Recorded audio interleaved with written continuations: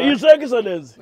Umeona juzi venye Kalonzo amekulima. Amekulima. Kalonzo amekulima sana. Sasa unajua, yes. Unajua saa zingine huyu mjamaa anakasirika na mimi kwa sababu kitambo nilikuwa mtu yake ya mkono. Unanielewa? Yes. Sasa anashindwa huyu ambaye alikuwa CS wakati mimi nilikuwa Vice President. Analitokea wapi hapa mpaka saizi yeye ni rais. Lakini mnajua ni kujipanga na nilimwambia. Wewe ni mtu wa kujipanga. Nilimwambia lakini hakunisikia. Nilimwambia hii siasa usipeleke namna hii, ukipeleka namna hii sana itaharibika. Yes. Unanielewa? Nakuelewa. Na tumesoma kutoka historia. Tumesoma kutoka historia, si ndio? Uliona Moi alijipanga pale nyuma ya Kenyatta akakuwa kitu. Ni kweli si kweli? Ni kweli.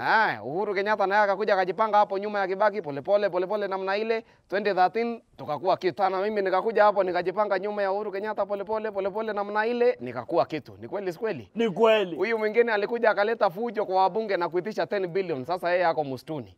Anapambana huko.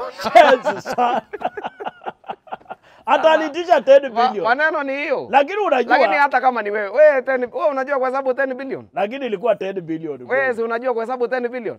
10 billion unaandika 1, unapumzika kwanza, unaweka 000 tena unapumzika tena, unaweka 0.